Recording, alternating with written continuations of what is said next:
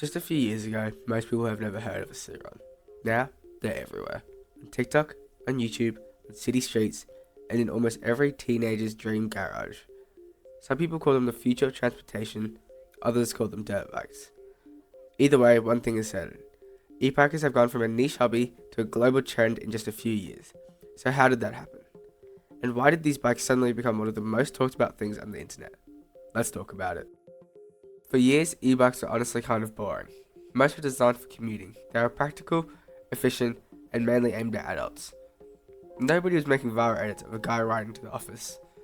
Nobody was posting cinematic montages of someone buying groceries. E-bikes existed, but they weren't exactly exciting. Then everything changed. Around the early 2020s, bikes like the Ciron Light Beast started gaining attention. And unlike traditional e-bikes, these things looked cool. They were fast and quiet. It felt like a dirt bike mixed with a mountain bike. Suddenly, riders had something completely different. A bike that could go off-road, hit jumps, and still cruise around town. For younger riders, it was pretty much the dream machine. Then YouTube entered the picture. Creators like Ciron helped introduce millions of viewers to electric bike culture. His videos weren't about commuting, they were about adventure. Exploring cities, hitting trails, building bikes, meeting other riders, and making the whole thing look way more exciting than any normal bike ever could. The videos were fun to watch even if you didn't own an e-bike. This was part of that appeal. You didn't have to be a rider to enjoy the content. You could just click on one video, watch a few wheelies, hear the sound of the motor, and suddenly the algorithm was feeding you 10 more. Then other creators joined in. Feed the Fix, MX Factory, Polara Focus channels, build channels. People showing off upgrades, custom parts, barrier swaps, and insane top speeds. Suddenly the community was growing rapidly. And because every creator had their own style, there was always something new to watch. One channel might focus on city riding, another on off-road trails. Another might be building the fastest possible setup. That variety made the hobby feel bigger than it actually was. And that's exactly what thousands of viewers started thinking. For a lot of people, the first reaction wasn't, "That's cool." It was actually, "Wait, I want one." That is actually how niche hobby turns into a trend. Not through ads, not through billboards, but through people watching other people have fun and deciding they want into. If YouTube started the trend, TikTok poured fuel on the fire. A 15-second clip of a Ciron wheelie could get millions of views.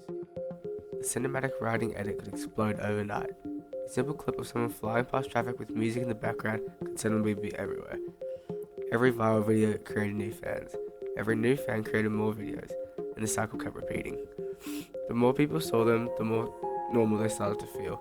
At first they looked like some weird underground hobby, then they started showing up in edits, then in group rides, then in recommended feeds, then in everyone's For You page. Before long, it felt like e-bikes have gone from obscure to unavoidable. The timing couldn't have been better. Teenagers were looking for new hobbies. People wanted reasons to get outside. E-bikes offered something unique. They're easier than motocross, more exciting than a normal bicycle, and cheaper than owning a car. They sat perfectly between all three. That made them appealing to a huge range of people. For some, they were a way to get around without relying on parents or public transport. For others, they were a fun alternative to dirt bikes. And for a lot of younger riders, they were the first vehicle that actually felt exciting. You didn't need a license in the same way you would for a car. You didn't need a massive garage. You didn't need to spend thousands just to get started. You could buy one bike and immediately feel like you were part of something bigger. For many riders, it felt like discovering something completely new. Something that was practical but also genuinely fun.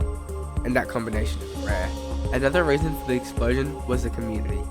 Once someone bought an e-bike, they usually didn't ride alone. They joined ride-outs, met other riders, shared upgrades, posted videos, and introduced their friends to the hobby. One rider became two, two became five, five became 50.